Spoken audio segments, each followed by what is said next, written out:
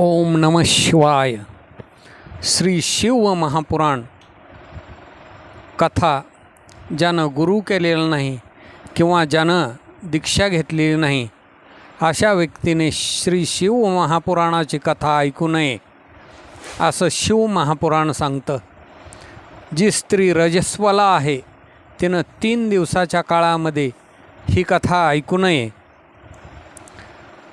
जो भक्तिहीन आहे त्यानं ही शिव महापुराणाची कथा ऐकू नये, कारण भक्तिहीन नराधमानं ही कथा ऐकली तरी त्याला कोणतंही फल प्राप्त होत नाही आणि जन्मजन्मांतरामध्ये त्याला दुःख भोगावं लागतं.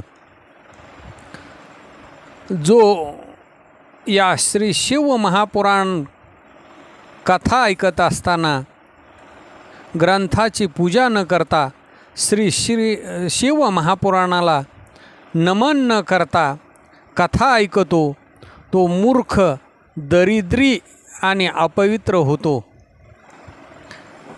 जो मनुष्य श्री शिव महापुराणाची कथा चालू असताना मध्येच उठून जातो त्याची संपत्ती नष्ट होते.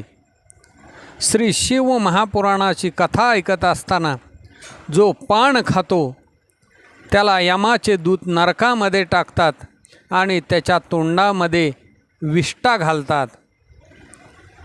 श्री शिव महापुराणाची कथा वक्त्यापेक्षा उंच आसनावरती बसून जो ऐकतो त्याला नरक यातना भोगून शेवटी कावळ्याच्या जन्माला जावं लागतं.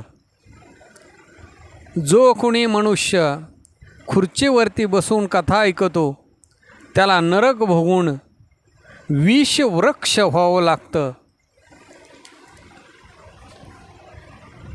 जो निरोगी असतानासुद्धा झोपून श्री शिव महापुराणाची कथा ऐकतो त्याला नरक यातना भोगून त्याच्यानंतर अजगर व्हावं लागतं. जो वक्त्याच्या बरोबरीच्या आसनावरती बसून कथा ऐकतो त्याला गुरुच्या आसनावरती चढल्याचं पाप भोगावं लागतं.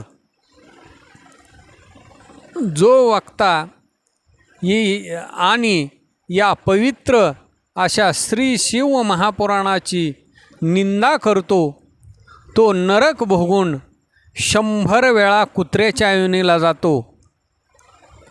जो कथा चालू असताना अभद्र शब्द काढतो, वेडवाकडं बोलतो त्याला नरक भोगून गाढवाच्या योनीमध्ये जन्म प्राप्त होतो. ही पवित्र कथा शिव महापुराण जो ऐकत नाही त्याला जंगलामध्ये असलेल्या डुकराच्या योनीमध्ये जावं लागतं. जो दुष्ट कथा आणि कीर्तनामध्ये बाधा आणतो त्याला करोडो वर्ष नरक भोगून गावातील डुक्कर होऊन राहावं लागतं. म्हणून शुद्ध आणि सदाचार भक्तियुक्त प्रसन्न चित्त शुद्ध भावानं शुद्ध अंतःकरणानं ही श्री शिव महापुराण कथा ऐकावी.